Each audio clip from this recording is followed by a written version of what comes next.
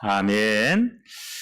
오늘 설교 제목이 보니까 요나의 표적밖에는 보일 표적이 없다. 예수님 직접 하신 말씀이죠.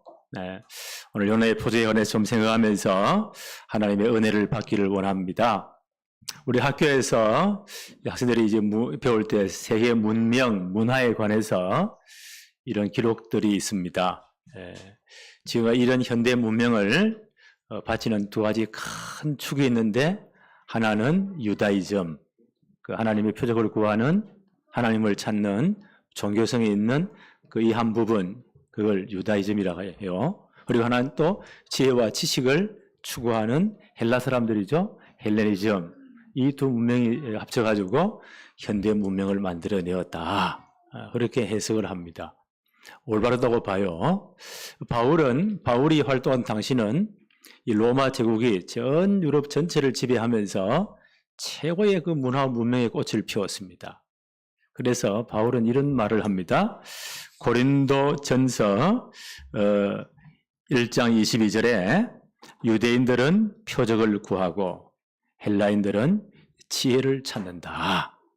유대인은 하늘에서 오는 표적들, 하나님에 대한 증거들, 이런 징조들, 이걸 종교성이라고 하죠. 이런 것들을 찾고, 그 당시 로마 전체를 지배했던 최고의 학자들, 다 헬레니즘을 공부한 사람들입니다. 이런 헬라인들은 지혜를 찾는다. 그래서 과학과 지식을 발전시켰습니다. 그것이 얼마나 유용한지 몰라요. 그렇게 찾는다. 그런데 우리는 십자가에 못 박히신 그리스도를 전하니, 이 십자가에 못 박힌 그리스도는 유대인들에게는 거리끼는 것이고, 이방인들에게는, 그 똑똑한 사람들, 과학과 지식을 공부한 사람들에게는 미련한 것이다. 그러나 오직 부르심을 받은 우리에게는 유대인이나 헬라인이나 그리스도는 하나님의 능력이요 하나님의 지혜니라. 유대인들이 그렇게 거리끼는, 아주 이 십자가에 대한 사건, 그리스도가 하면요 알레르기가 날 정도로 싫어했던 십자가 사건이 아니고는 인류의 근본 문제가 해결이 안 된다는 거예요. 그 똑똑한 헬라 사람들, 과학과 지식을 발전시킨 현대 문명이 대단하잖아요. 그걸 가지고는 인간의 근본 문제를 해결할 수 없다는 거예요. 오직 그리스도와 그 십자가 외에는 구원의 길이 없다는 거예요. 왜요? 예수 그리스도의 십자가로 말미암아 하나님 나라가 완성되었고, 그 십자가 부활 사건으로 우리를 구원할 복음이 완성되었기 때문입니다. 그래서 예수님 공생에 많은 표적들, 이적들, 기사들, 가르침들은 뭘 증거한다고요? 바로 이 역사적인 예수님이 구약 성경 전체에서 예언된 창세기 3장 15절의 주인공 그리스도라는 것을 나타낸다는 거예요. 그것도 안내판이라는 거예요. 이분이 바로 창세기 3장 15절의 주인공이신 그리스도이시다. 인간의 모든 문제 해결하실 바로 그분이시다 라고 하는 사인이고 안내판이라는 거예요. 오늘 이 본문 말씀은 보니까 어떻게 시작되나 보니까 예수님께서 벙어리 된 한 사람을 고쳐주었어요. 이분이 원래 말을 했는데 영적 문제가 딱 잡혀가지고 말을 못하는 거예요. 예수님은 이 사람을 온전히 치료해 주었습니다. 그 표적을 보이신 이유가 뭘까요? 바로 이분이 그리스도라는 것을 나타내기 위함입니다. 그런데 유대인들이요, 또 다른 표적을, 예수님 신의 다른 표적을 요구하는 거예요. 그때 예수님께서 요나의 표적 외에는 너희에게 보일 것이 없다, 이런 말씀을 하십니다. 자, 오늘 이 말씀을 한번 풀어봅시다. 하나님께서 표적을 주신 이유가 뭘까요? 표적을 주신 이유가, 표적은 초자연적인 능력에 의해서 나타나는 현상들입니다. 인간의 이성으로 도무지 해결할 수 없는, 해석할 수 없는 이런 여러 가지 이적들, 이런 기사들을 또 표적이라 하기도 합니다. 이런 표적들은 하나님이 왜 행하실까요? 하나님의 뜻을 전달하기 위해서, 하나님의 뜻을 이해시키기 위해서, 하나님 어떤 일을 하시는데 징조로서, 혹은 영어로 말하면 사인으로, 안내판으로, 팻말로 보여주는 것이 표적입니다. 그래서 하나님의 뜻을 나타내고 하나님의 영광을 나타내는 수단으로 이런 표적과 이적을 행하세요. 구약성경에 보니까 이런 표적들이 많이 나타나죠. 창세기 9장 11절로 13절에 하나님이 노아 홍수 이후에 싹 다 물로 멸망하시고 내가 더 이상 물로는 심판하지 않겠다 라는 사인을 표적을 하나 두셨어요. 그게 뭡니까? 구름 가운데 무지개를 두셨습니다. 무지개를 보거든 내가 더 이상 홍수로 물로 이 땅을 심판하지 아니한다는 하나님의 표징이다. 하나님의 사인이란 말이에요. 무지개 언약을 주었어요. 또 창세기 17장 9절로 11절에 보니까 하나님은 아브라함을 믿음의 조상으로 택하시죠. 내 시로 말미암아 천하 만민이 구원받을 메시아 그리스도를 보내겠다. 더 쉽게 말하면 창세기 3장 15절의 주인공을 내 시로 말미암아 보내겠다. 너희는 택하신 선민이다. 그래서 내가 하나님이 너희를 택했다는 증거로 너희 몸에다가 사인을 표시를 딱 집어넣어라. 그게 할례 사건이에요. 너희 가정에 태어난 모든 남자아이는 난지 8일 만에 할례를 행해야 된다. 우리말로 하면 포경수술이에요. 꼭 그걸 해야 된다. 너희가 하나님의 언약 백성, 이 언약을 이루어갈 민족이라는 것에 대한 하나님의 표시다. 네 몸에 새겨놓는 사인이다. 할례도 할례 언약도 하나의 표적이에요. 그리고 또 구약성경에 보니까 출애굽기 12장 12절로 13절에 6월절 날 하나님 뭐라고 말씀하시죠? 애굽에 10가지 재앙을 팍 내리시면서 왜요? 애굽이 바로 왕과 애굽이 그 엄청난 권력을 가지고 하나님의 언약을 맡고 있단 말이에요. 하나님의 계획은 뭐예요? 이스라엘 백성이 반드시 애굽에 빠져나와서 약속하신 땅 가나안 땅 가야 돼요. 하나님의 절대 계획이에요. 이걸 겁도 없이 바로왕이 딱 맡고 있어요. 그 애굽이 딱 맡고 있습니다. 하나님의 언약, 하나님의 계획과 한 나라가 부딪히면 누가 깨질까요? 나라가 깨어지는 거예요. 하나님의 절대 계획 언약과 엄청난 권력자 바로왕이 부딪혀도 누가 깨질까요? 바로왕이 박살나는 거예요. 마지막 10번째 재앙입니다. 내가 이 애굽 전 땅에 모든 가정의 장자를 다 죽여버리겠다. 그 고대사의 장자는 그 가문 전체를 대표하는 거예요. 다 죽이겠다는 표시입니다. 그러면 애굽 땅에 있는 이스라엘 백성들도 다 죽어야 돼요. 왜요? 다 창세기 3장 원자를 했기 때문에 다 죽어야 돼요. 그런데 너희들에게는 구원받을 길을 제시하겠다. 그래서 어린 양을 준비해라. 6월절 어린 양이죠. 내가 정한 그 날까지 보관했다가 그날 밤에 어린 양을 잡고 그 피를 받아서 문설주와 임방에 그 피를 발라라. 그날 밤에 죽음의 천사가 전 애굽 전 나라에 모든 가정의 장자를 다 칠 때에 뭘 보면요? 그 문에 임방과 설주에 피가 있는 것을 보는 가정은 죽음의 천사가 넘어갈 것이다. 그 영어로 pass over. 그래서 6월이 넘어간다. 6월절이에요. 그게 6월절의 시작이에요. 뭐가 표적이 됐다고요? 너희 집의 대문에 있는 문임방과 설주에 있는 피가 표적이 될 것이다. 이 가정은 하나님의 언약 백성이라는 그 증표, 사인이 될 것이다. 그 6월절 어린 양의 피가 표적이 된 겁니다.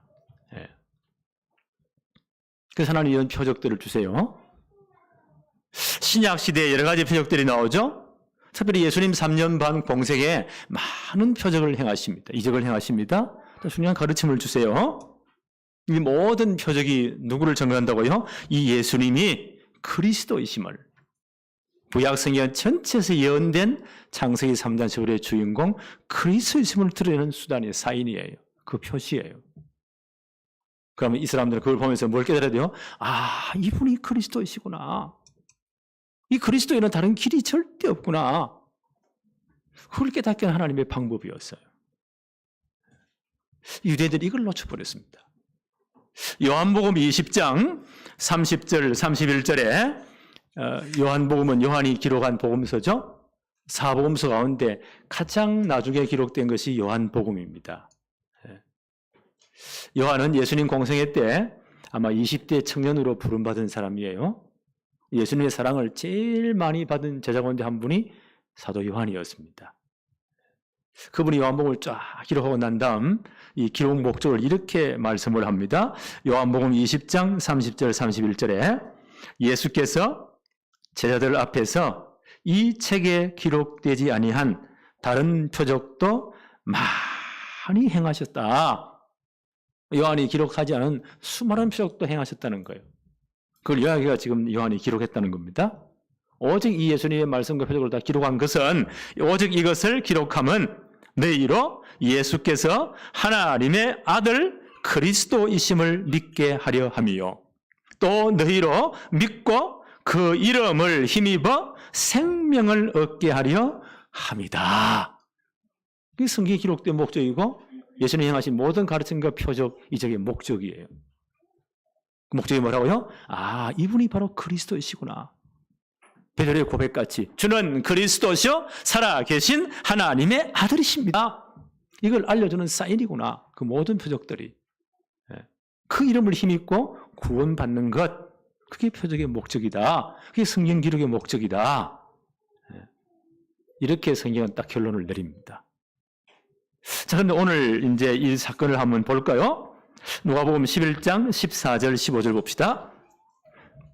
예수께서 한 말 못하는 귀신을 쫓아내시니, 지금 갈릴리 사역을 끝내고 예루살렘 올라가는 과정에 있는 중입니다. 그래서 이제 예수께서 말 못하는 귀신을 쫓아내시니, 아마 이 양반이 전에는 말을 잘했던 것 같아요. 영적으로 뭐가 딱 사로잡히니까 이 말문이 딱 막혀버린 거예요. 그래서 이 사람을 고쳐주셨다. 귀신이 나가매 말 못하는 사람이 말하는지라. 무리들이 놀랍게 여기서나 이 표적을 행하신 목적이 뭘까요? 바로 이분이 그리스도이시다. 그분을 믿어 구원받는다. 이 메시지를 주기 위함이에요. 계속 한번 볼까요? 15절에 그 중에 들어는 말하기를, 유대인들입니다. 그가 귀신의 왕 바알세불을 힘입어서 귀신을 쫓아낸다 하고. 이야, 이 생각이 얼마나 빗나갔으면. 귀신의 왕 바알세불, 아주 귀신을 비웃는 조롱하는 그런 말이 바알세불이라는 거예요. 그걸 힘입어가지고 쫓아낸다. 완전 엉뚱한 발상을 합니다. 예수님이 누구신가를 전혀 이해 못하는 거예요. 그냥 엉뚱한 소리를 하는 겁니다. 16절에 또 들어는 예수를 시험하여 하늘로부터 오는 표적을 구하니, 또 다른 표적을 구한다는 거예요. 참 답답한 사람이죠. 예수님 당시 거의 다 그랬습니다. 그래서 누가복음 11장 20절 한번 볼까요? 예수님은 이런 결론을 내리십니다. 그러나 내가 만일 하나님의 손을 힘입어, 하나님의 능력을 힘입어서 귀신을 쫓아낸다면 이런 표적이 일어나는 것은 하나님의 나라가 이미 너희에게 임하였다는 증거다. 이 표적이 일어난 것은 하나님의 나라가 이미 너희 가운데 임했다는 그 사인이다. 그 징조다. 라고 이렇게 예수님 설명하십니다. 하나님 나라가 어떤 나라입니까? 이 누가복음 하나님 나라를 계속 반복해서 말씀하시죠. 하나님 나라는 어떤 나라입니까? 첫째, 하나님 나라는 한 영혼을 천하보다 귀하게 여기는 나라입니다. 하나님 나라를 그렇게 귀하게 보신 거예요. 그 아들을 내놨던 하나밖에 없는 독생자, 하나밖에 없는 아들이요. 하나님에게는 전부 다를 내놓으시고 십자가에 내놓은 나라를 구원하신 거예요. 우리는 이 나라 백성이 되었습니다. 우리가 그만큼 가치 있는 사람이에요. 여러분, 한 사람 한 사람이 하나님 보기엔 천하보다 귀하대. 이 대단한 나라잖아요. 우리 이 나라 백성이에요. 두 번째 하나님은 어떤 나라입니까? 그 큰 하나님, 우주보다 크신 하나님이, 모든 걸 가능케 하신 그 하나님이 누가 된다고요? 나의 아버지가 되시는 나라. 아빠, 아버지가 되시는 나라. 나의 모든 것이 되시는 분. 그게 아버지의 개념이에요. 그래서 우리는 하나님 앞에 무엇이든지 기도할 수 있어요. 언제 어디서든지. 누구 이름으로요? 예수 이름으로. 나의 어떤 것도 다 구할 수가 있습니다. 하나님 내 모든 것을 채우시는 분이십니다. 그 하나님이 내 아버지가 되시는 나라. 야, 이건 대단합니다. 그래서 심리학을 공부하는 사람, 상담하는 분들이요, 주로 이제 그 모든 인간의 아주 복잡한 문제들을 어디서 찾느냐? 어릴 때 부모에게서 어떻게 양육됐는가? 주로 우리는 상처를 많이 받잖아요. 네. 그런 상처들이 많이 돼가지고 어떤 사람 해석하기를 우리 속에 어릴 때 상처받은 아이가 내 속에 있대요. 우리가 키도 크고 지식도 잘하고 감정도 성숙해지고 하는데 이 상처받은 아이는 못 자란다는 거예요. 어느 순간 그 사건과 그런 비슷한 것이 딱 나타나면 이게 막 미쳐버린다는 거예요. 그 사람이 이상이 되어버린다는 거예요. 그리고 이상한 행동을 한다는 거예요. 그렇게 설명해서 이것도 맞는 표현이에요. 어떤 분은 또 설명하기를 우리는 의식세계와 무엇이 나도 모르는 나, 무의식세계에 있다는 거예요. 내가 막 상처를 받고 내가 너무 학대를 받고 고통을 당할 때 이 무의식 속에 그게 다 기록된다는 거예요. 그래야 이것이요, 또 같은 것끼리 다 모아가지고 이런 덩어리들이 많이 내 속에 이런 감정이 있다는 거예요. 처음에는 모르다가 어느 순간 내가 사고를 당하거나 결정적인 문제를 만날 때 이게 막 나오는 거예요. 그 사람이 막 이상하게 되어버리는 거예요. 이상한 행동을 한다는 거예요. 이것도 맞는 표현이잖아요. 내가 우리 친구의 많은 상처를 받았어요. 저놈이 저럴 수 있을까? 목사가 되고도 말이지. 이제 저놈을 진짜 이해 못하겠어. 생각날수록 열이 받치는 거야. 나는 목사이기 때문에 하나님 기도할 때 하나님 정말 십자가의 피로 나 같은 죄를 용서받았는데 저 친구를 용서할 수 있는 마음을 주세요. 하나님 은혜를 주세요. 라고 몸부림쳐 기도해요. 오늘 마음이 편안해져요. 나의 의식세계에서는 다 잊어버려야지. 그리스도 사랑으로 다 사랑해야지. 용서해야지. 할렐루야. 아멘. 나 했다고 생각해요. 나는 잊어버렸다고 생각해요. 근데 어느 날 그놈이요, 저 앞에서 내 앞에 활짝 웃는 모습으로 나를 보면 진짜 미안해 되는데 이래가지고 오는 거예요. 어느 순간 내 속에 나도 모르게요, 싹 돌아서 버립니다. 이게 인간이에요. 이 해석도 맞잖아요. 그렇죠? 그래서 이 심리학자들은 그런 거를 다 끄집어내게 만들어서 직면 딱 대한다는 거예요. 화도 내고 눈물도 흘리고 그래가 그걸 다 없애버리는 것을 상담이라고 한답니다. 이해됩니까? 네. 주로 부모로부터 받은 상처가 제일 많아요. 우리 아버지가 하도 별난 분이 되어서 나는 세상에 저런 분도 참 드물 거다, 이런 생각돼요. 그 같은 상처들이 너무 많아요, 보니까. 언제 치유됐느냐? 내가 정말 복음을 만나고 하나님을 진짜 이해하는 순간, 이 엄청난 분이 내 아버지가 되시는구나. 십자가에서 하나밖에 없는 외아들을 다 나 때문에 내놓으신 분이시구나. 내 모든 저주가 끝났구나. 바로 이분이 내 아버지가 되시는구나.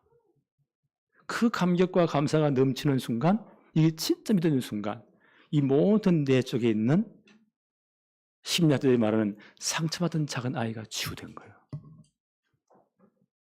내 무엇 속에 있던 그 모든 상처들이 드러나면서 하나님 치유하셨어요.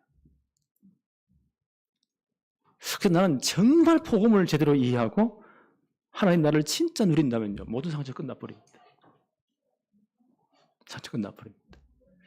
그러면 상담하는 분들이 아마 밥을 못 먹는데 그러나 사실입니다. 그 하나님이 내 아버지가 되시는 나라, 그 하나님의 나라예요. 세 번째, 이 하나님 나라는 반드시 예수 그리스도의 십자가를 통해서 완성됩니다. 다른 길이 없어요. 그래서 예수 그리스도의 십자가의 복음을 믿고 우리가 구원받는 거예요. 우리 하나님 나라의 백성이 되는 거예요. 오늘 예수님 뭐라고 말씀하십니까? 내가 하나님의 성령을 힘입어, 하나님의 손을 힘입어, 하나님의 능력으로 귀신을 쫓아내는 것이면 하나님의 나라가 이미 너희에게 임하였느니라. 그 예수님이 이 땅에 초림하심으로 하나님 나라 이미 이 땅에 임했습니다. 이미 임했습니다. 그 영어로 already, 이미 임했다는 말이에요. 근데 아직까지 완성이 안 됐어요. 이 하나님 나라는 계속 확장됩니다. 오순절 성령 광림 사건 이후에 오직 너에게 성령이 임하시면 너희가 권능을 받고 예루살렘, 온 유대, 사마리아 땅 끝까지 이르러서 내 증인 될 것이다. 그 오순절 성령 강림 사건 이후에 이 하나님 나라는 계속 확장되고 있습니다. 누구를 통해서요? 우리를 통해서. 전도하는 하나님의 백성들을 통해서 계속 왕성됩니다. 계속 확장됩니다. 언제까지요? 복음이 땅 끝까지 모든 족속에게 증거되는 그날까지 하나님 확장됩니다. 네. 계속 확장됩니다. 네. 그리고 다 복음이 증거된 후에 주님은 재림주로 다시 오실 것입니다. 이 땅은 불로 심판되죠.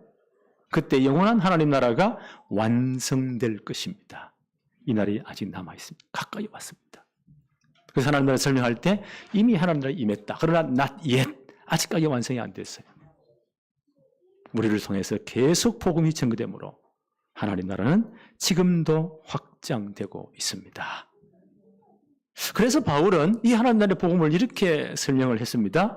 로마서 1장 16절 17절에 내가 복음을 부끄러워하지 아니한다. 하나님 준 최고의 선물이잖아요. 왜냐하면 이 복음은 모든 믿는 자를 구원하시는 하나님의 능력이 된다. 어떤 사람도 복음 받으면 다 살아난다는 거예요. 이 하나님의 능력이 복음이다. 우리는 이 복음을 믿는 믿음으로 사는 것이다. 고린도전서 1장 18절에 이렇게 말했습니다. 십자가의 도가 이 복음이 멸망하는 자들에게는 미련한 것이요 구원받는 우리에게는 하나님의 능력이 된다. 그렇지요. 십자가의 복음에 구원받을 길이 없잖아요. 복음은 이런 것이다. 이 복음이 계속 증거되므로 하나님 나라는 지금도 확장되고 있습니다. 고린도전서 1장 21절에 이렇게 말합니다. 하나님의 지혜에 있어서는 이 세상이 자기 지혜로 하나님을 알지 못하므로 하나님께서 전도에 미련한 것으로 믿는 자들을 구원하시기를 기뻐하셨다. 이 세상이 자기 지혜로 하나님을 절대 알지 못합니다. 그래서 하나님은 전도에 미련한 것으로 그 똑똑한 사람들이 볼 때는요, 우리가 전도하는 것, 기도하는 것, 아이고, 기도한다고 되냐. 너 꼬라지 보니까 내 예수 믿는 마음이 하나도 없어. 너나 잘해. 그러기도 해요. 베리벨 비난도 다 하고. 근데 하나님은요, 이 전도에 미련한 것으로 세상이 볼 때는 그렇다는 거예요. 그래서 믿는 자들, 하나님이 진짜 택하신 자들을 구원하시기를 하나님이 기뻐하신대요. 하나님 나라 확장하시기를 기뻐하신대요. 우리는 요 축복 속에 있는 사람들입니다. 그래서 바울이 계속 이렇게 말합니다. 고린도전서 1장 22절에 유대인들은 표적을 구하고 이런 징조나 이런 이적 이런 걸 구하고 유대인들은 종교성이 굉장히 뛰어나요. 헬라인들은 지혜를 찾고 지혜, 지식과 철학과 학문을 발전시켰습니다. 대단하지요. 그런데 그것까지는 절대 인간 근본 문제 해결이 안 돼요. 그래서 바울은 이렇게 말합니다. 우리는 십자가에 못 박힌 그리스도를 전하니 유대인들에게는 꺼리끼는 것이요 이방인에게는 미련한 것이로되 오직 부르심을 받은 자들에게는 유대인이나 헬라인이나 그리스도는 하나님의 능력이요 하나님의 지혜니라. 우리를 통해서 이 복음이 증거되기를 원합니다. 언제까지요? 모든 민족 땅 끝까지 이 복음이 증거되기를 원합니다. 오늘 이런 중요한 말씀 하시면서 이제 그 표적을 구한 자들에게 예수님의 답변입니다. 11장 29절 한번 볼까요? 무리가 모였을 때에 예수께서 말씀하시되 이 세대는 악한 세대라. 이 세상은 악한 세상이다. 표적을 구하되, 이렇게 유대인들이 많은 표적을 구하고 있습니다. 표적을 구하되 요나의 표적 밖에는 보일 표적이 없다. 30절에 요나가 니느웨 사람들에게 표적이 됨과 같이 인자도 예수님도 이 세대에 이 세상에 그러하리라. 예수님의 요나의 표적이 예수님의 이 모든 구원 사건의 표적이 되었다는 거예요. 사인이 되었다는 거예요. 안내판이 되었다는 거예요. 예. 그 요나를 한번 살펴봐야 되겠죠? 요나가 어떤 분입니까? 요나가 어떤 표적을 했습니까? 예. 요나서 1장 1절로 3절에 보니까 여호와의 말씀이 아미떼 아들 요나에게 임하니라. 너는 일어나서 저 큰 성읍 니느웨로 가서 그것을 향하여 외치라. 그 악독이 내 앞에 상달되었음이니라 하시니라. 그러나 요나가 여호와의 얼굴을 피하려고 일어나 다시스로 도망하려 하여 욥바로 내려갔더니 마침 다시스로 가는 배를 만난지라.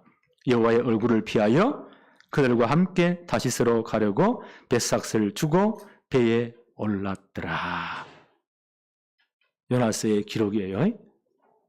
이 요나는 예수님 오시기 전 한 760년 전, 예수님 오시기 전 한 760년 전의 사람이에요. 그때 이스라엘 상황은 북쪽은 이스라엘, 남쪽은 유다, 한민족 두 국가, 솔로몬 왕이 죽고 난 다음 나라가 나누어졌죠? 신앙 때문에 나누어진 거예요. 우리도 지금 남한, 북한, 민족과 같은데 두 국가잖아요? 그러니까 이 갈등이 얼마나 많습니까? 그래서 이스라엘 역사에 보면은 이스라엘이 남쪽, 북쪽 나누어져서 한 200년 정도 지속이 되어져요. 요나는 어떤 분이냐? 그 북이스라엘의 선지자예요. 북이스라엘 수도 어디예요? 사마리아. 그 연대는 예수님 당시부터 해서 한 760년 전에 북쪽에 하나님이 세우신 선지자였습니다. 그때 북쪽의 왕은 여로보암 2세, 가장 악한 왕입니다. 하나님 진짜 말씀을 어기고 제사장 나라의 모든 걸 다 깨뜨리는 악한 왕이었습니다. 그럼 요나 선지자는 어디요? 그 자기 백성들, 민족들을 위해서 목이 터져라 외치고 회개를 외치고 선지 활동을 해야 돼요. 그때 국제적인 상황 전체를 좀 더 펴보면 이스라엘 북쪽으로 좀 더 쫙 더 올라가면 지금 이라크 지역이에요. 지금도 골치 아프잖아요. 그게 니느웨라는 성이 있는데 엄청난 큰 성이에요. 지금부터 한 2700, 800년 전에 그 엄청난 어마어마한 성읍입니다. 요나 기록에 보니까 좌우를 분별하지 못하는 어린아이가 12만 명이 된다. 그런 기록이 있거든요. 성경에. 좌우를 분별 못하는 것은 한 3살 이하겠죠? 그 영어로 인판트라고 해요. 불어는요, 앙팡. 분유 가운데 앙팡이 있죠? 어린아이들 먹는 거다. 그런 아이들이 한 12만 명이 되니까 고대는 인구가 많잖아요. 그때는 한 5배 곱하면 60만이 넘는 그런 큰 도시, 이 엄청난 겁니다. 그 시대에. 그게 니느웨라는 성. 그 나라가 아수르란 나라예요. 아시리아. 세계를 지배했던요 5대 제국 가운데 하나가 되는, 애굽을 능가하는 어마어마한 제국이 아시리아 제국입니다.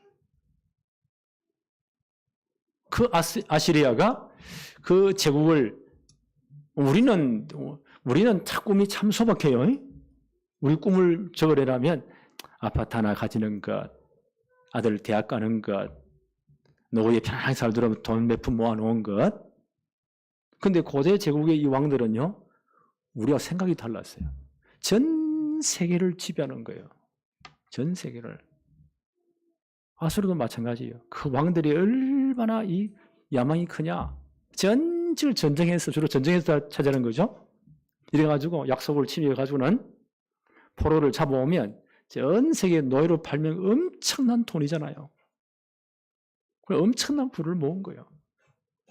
만약 자기 제국에 반대를 하거나 반란을 일으킨 놈들은 잡아다가 아주 비참하게 죽이는 겁니다. 사람을 기름에 태워 죽이기도 하고요. 산 사람을 아예 살아있는 사람 묶어놓고 껍질을 달아서 어떻게 되겠어요, 그게? 그렇게 잔인한 국가였어요. 그 요나가 있던 그때는요, 이 아수르가 북이스라엘 전체 많은 땅들을 다 차지해가지고 1년에 세금 얼마 내나? 돈 이만큼 바쳐. 안 바치면 반 죽이는 거예요. 우리 북이스라엘 사람들이 얼마나 아수르에 대한 감정이, 악감정이 있겠어요. 그렇죠? 그런데 하나님 말씀하시기를 저 니느웨에 가가지고 40일이 지나면 이 성이 망한다고 선포해. 그 전에 회개하란 말이에요. 저들 다 죽지 않도록 하나님 말씀을 선포해. 요나가 열이 딱 받치는 거예요. 아니, 저 인간들이 다 죽어야 되는데, 우리만 하나님의 선민이고 저것들은 다 죽어야 되는데 왜 내가 저들이 가서 복음 전해야 됩니까? 왜 전도해야 됩니까? 하나님 말씀 선포해야 됩니까? 나는 못합니다. 우리가 사마리아에서 북쪽으로 가야 저 니느웨인데 남쪽으로 튀는 겁니다. 욥바라는 지중해 항구 도시로 와가지고, 지금 욥바가 있어요. 항구 도시에 와가지고 도망을 가는 겁니다. 어디로 갔다고요? 다시스로. 지금 스페인이에요. 지중해는 쭉 가로질러 가지고 지중해 저 끝 스페인으로. 그 말하면 나는 영원히 튀어버리겠다는 거예요. 너무 열받쳐가지고. 가니까 마침 배가 있었어. 엄청난 백사슬을 주고 배에 오른 겁니다. 너무 피곤하니까 배 밑창에 가지고 느릿하게 자는 겁니다. 하나님이 그냥 두시겠어요? 하나님 누구를요? 큰 물고기를 매가지고요 따라가게 하는 겁니다. 어마어마한 풍랑을 일으키는 겁니다. 선장이 노련한 사람이요. 벌써 수십 년 여기서 일을 한 사람인데 이분이 모든 그 기후라든지 여러 가지 상황을 너무 잘 아는 분이 도저히 이런 풍랑이 없었는데 전에는 이게 무슨 일이냐. 거기에 많은 조수들이 타면서요 자기 신들의 이름을 부르면서 기도하고 난리가 나는 겁니다. 근데 한 놈이 보니까 저 배 밑에 자고 있네. 근데 열받치는 거예요. 깨워. 데리고 와. 도대체 당신이 누구냐? 나는 북이스라엘의 선지자인데 하나님 이렇게 명령을 내서 너무 열받쳐서 다시스로 도망가는 중입니다. 이분들이 깜짝 놀라는 거예요. 하나님의 선지자? 감이 잡히잖아요. 아, 요 양반 때문에 이 엄청난 풍랑이 왔구나. 어쩌면 좋겠냐?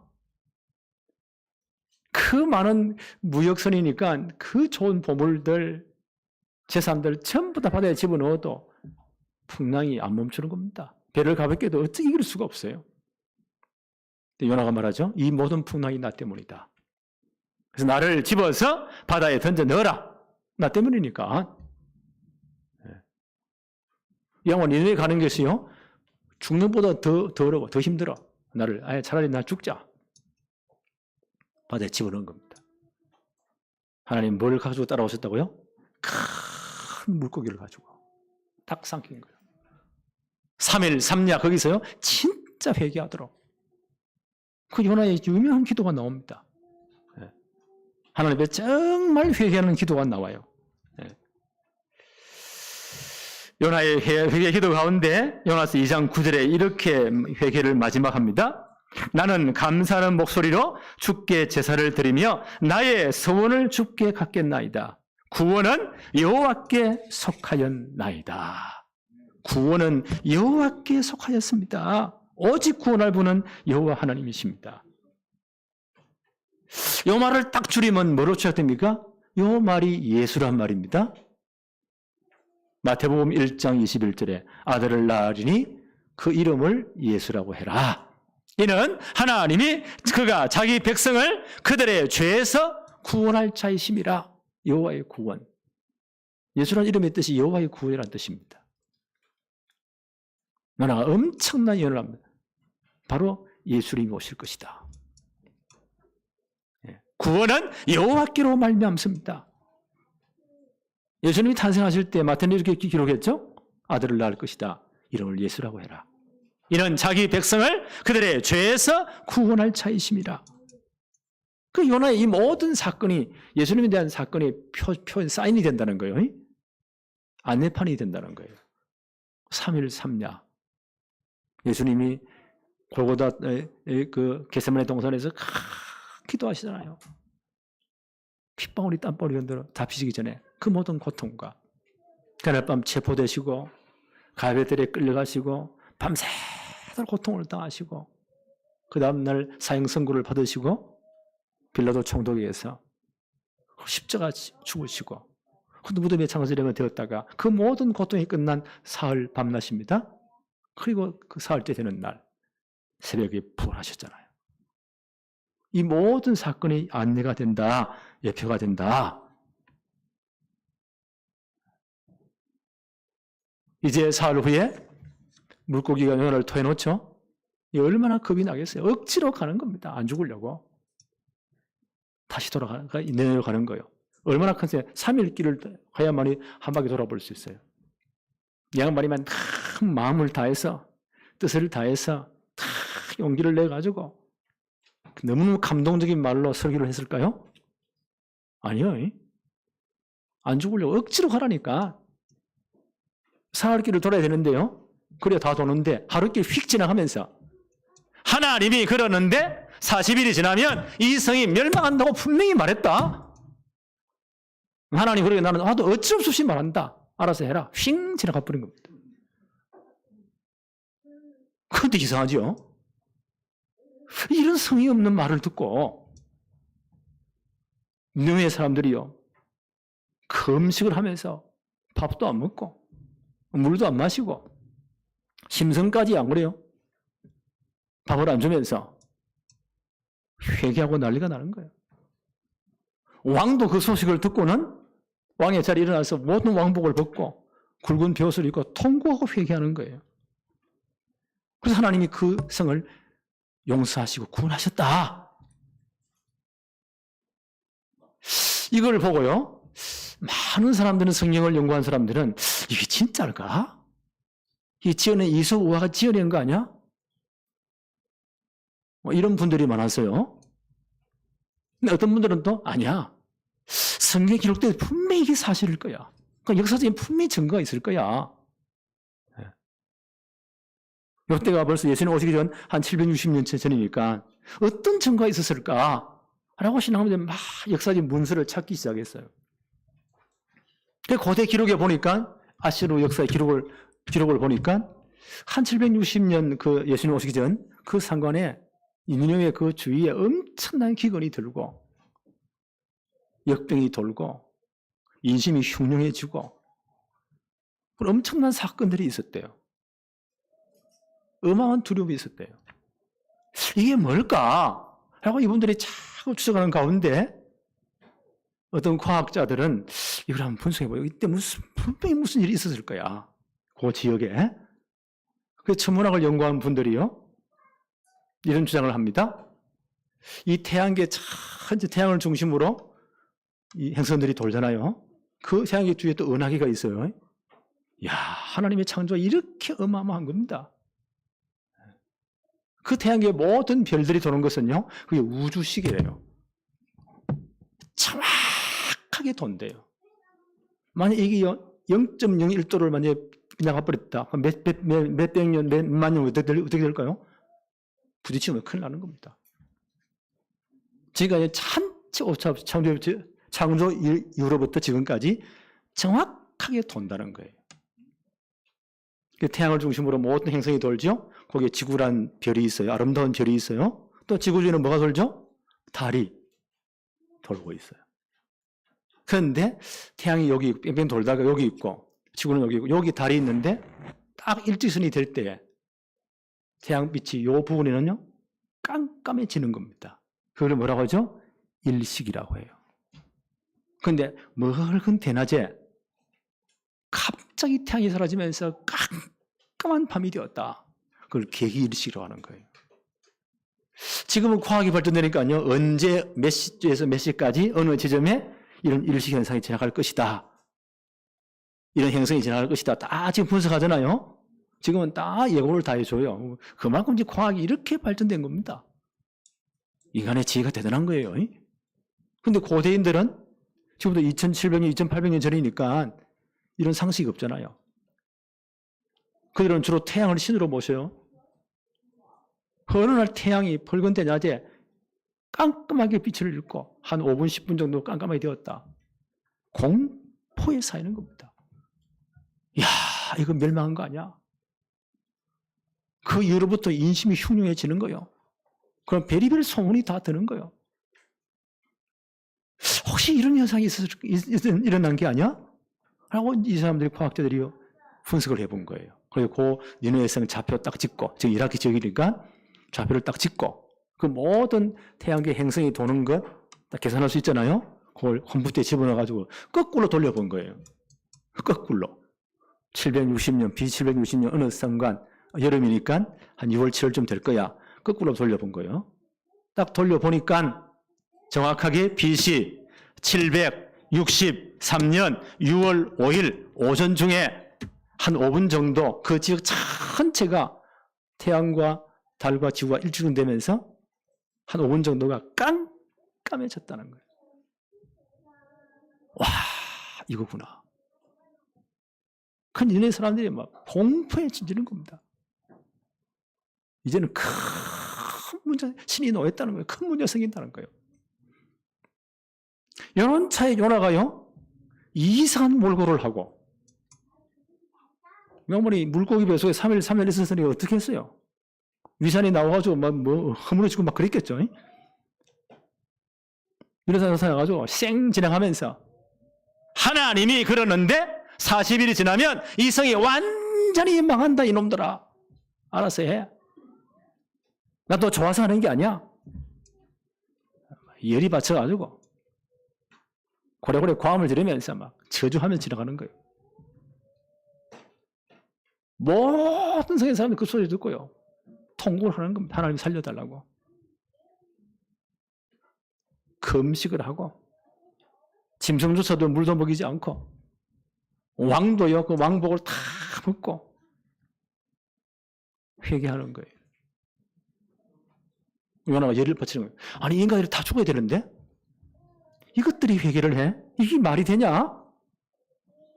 그래서 요나가 어떻게 합니까? 요나서 해보니까 언덕 위에 딱 올라가가지고는 니느웨 성이 다 보이는 곳에 가가지고는 초막을 딱 짓고는 40일 망한다고 했으니까 40일 기다려보자. 인간들이 다 망해야 되는데 이 구원받으면 안 되지. 딱 지켜보고 있는 거예요. 한 40일 정도, 하나님 40일에 망한다고 했으니까 그런 장면이 나옵니다. 하나님 요나를 교육하시죠? 그때 여름이니 6월달에 얼마나 그 이라크 지역이, 지금도 보세요, 사막지역이 얼마나 뜨겁습니까? 그러니까 그 햇빛이 오니까요, 정신이 혼미해지는 거예요. 하나님 이 악한 요나를, 완악한 요나를 교육시키기 위해서 박넝쿨을 쫙 올라오게. 그게 확 덮이니까 얼마나 시원합니까? 와, 이제 살겠다고. 역시 하나님은 나를 사랑하신다고. 그날 밤 하나님 어떻게 하셨죠? 벌레 몇 마리를 보내가지고 뿌리째 싹 다 갉아먹어버린 거예요. 그 다음을 보니까요, 완전 다 시들어버렸어. 그 다음에 태양이 더 뜨거워. 정신이 혼미해지는 거예요. 뭐라고 하니까 하나님 차라리 죽여주세요. 죽겠다고 난립니다. 그때 하나님이 말씀하십니다. 야, 이놈아, 네가 이거 키웠냐? 네가 심었냐? 네가 길렀냐? 그렇게 죽고 사는 문제가 왔다 갔다 하느냐? 네가 이렇게 하룻밤 나서 사라지는 이 박넝쿨 악격근을 이 니느웨 성에 좌우를 분별하지 못하는 12만 명, 어린아이만 12만이라는 거예요. 인구가 60만 넘겠죠? 가족도 이렇게 많은데 이들을 내가 아끼는 것이 마땅치 아니하냐? 라고 해서 요나서가 끝이 납니다. 예수님 뭐라고 말씀하셨죠? 이 요나의 표적이 인자에 대한, 예수님에 대한 표적이라는 거예요.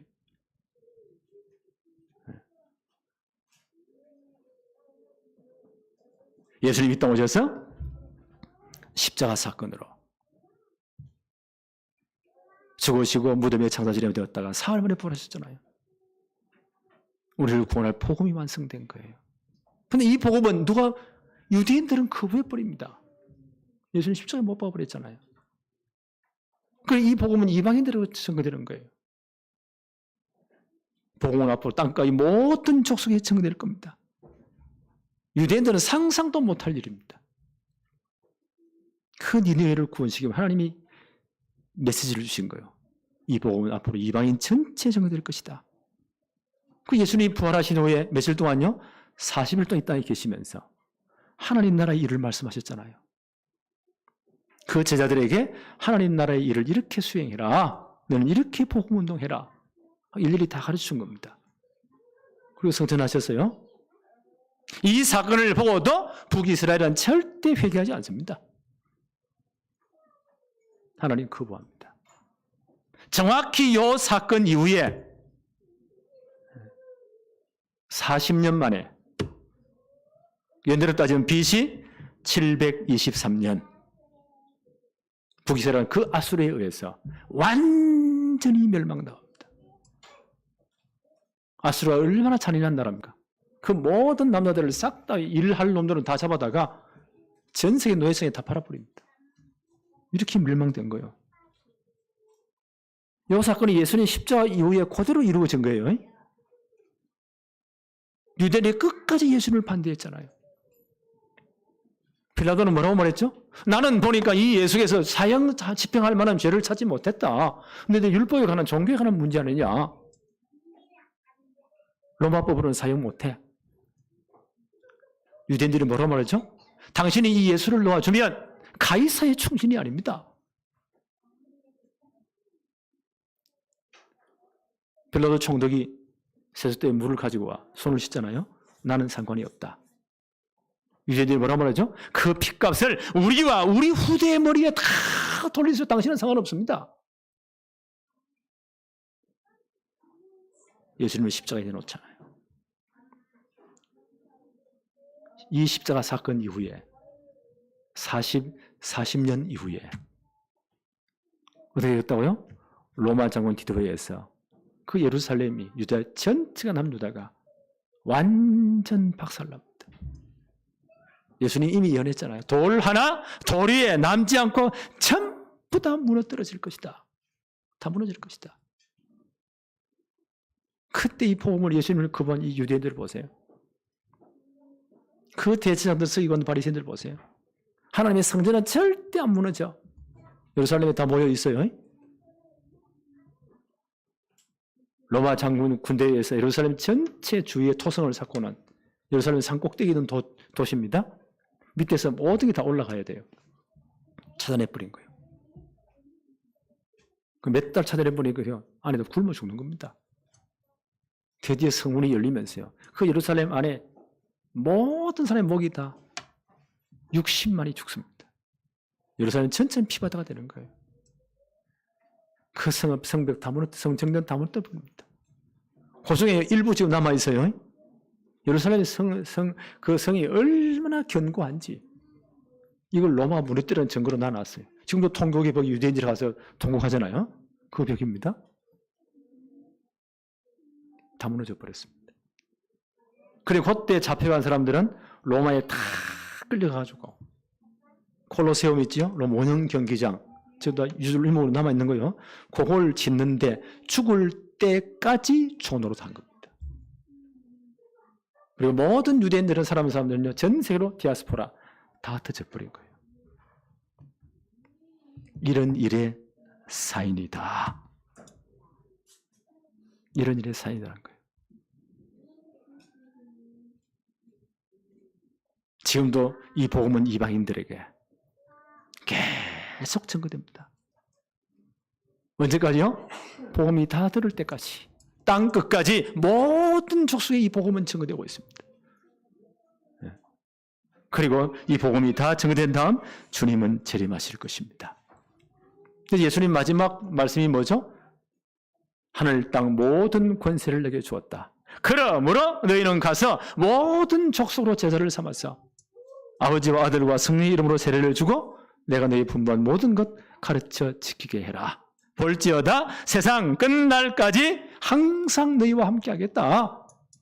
이 복음운동 하라는 거예요. 그래서 우리 다락방 전체 지금 237 중요한 나라의 빈 곳에 복음 전합시다. 총리와 TCK들, 다문화 다민족들 제대로 치유해서 복음운동에 정말 참여하도록 만듭시다. 우리 렘넌트를 최고 서밋으로 만들어서 전 세계에 파송합시다. 이 말이 보통 말이 아니에요. 이런 중요한 일을 통해서 복음은 땅끝까지 모든 족속에 증거될 겁니다. 예수님이 보여준 이 표적은 지금도 실행되고 있습니다. 그렇죠? 복음은 지금도 땅끝까지 모든 족속에 증거되고 있습니다. 우리는 이 일의 증인입니다. 지금 뭐라고요? 이걸 붙잡고 진짜 기도하라는 거예요. 앞으로 2, 3주 제가 불러서 훈련시켜야 됩니다. TCK 다문화 다민족들을 제대로 훈련시켜서 제대로 복음자서 일꾼으로 만들어야 됩니다. 우리 렘넌트를 최고 스님 만들어서 제대로 복음운동하도록 만들어야 됩니다. 오늘 이 축복이 우리의 축복이 되어지기를 바랍니다. 하나님 아버지 감사합니다. 오늘도 최고의 은혜를 우리에게 주시며 예배의 축복을 누리게 하심을 너무 감사합니다. 우리 아버지 하나님, 이런 요나의 표적으로 보여주신 이 복음운동이 이제는 땅끝까지 모든 족속의 복음이 증거될 것이고 이제 마지막 날 주님은 재림하셔서 하나님 나라가 완성될 것입니다. 우리를 이 일에 증인으로 부르심을 너무 감사합니다. 올 한 해 우리가 한 영혼에 집중하는 축복을 누리게 하여 주옵소서. 또한 앞으로 우리 교회가 237 빈곳에 중요한 제자불로 훈련시키고 TCK들을 진정으로 복음으로 치유하며 우리의 렘넌트를 최고의 서밋으로 만들어서 이제 세계 복음화할 수 있도록 하나님이 역사하여 주옵소서. 예수 그리스도 이름으로 기도하옵나이다. 아멘.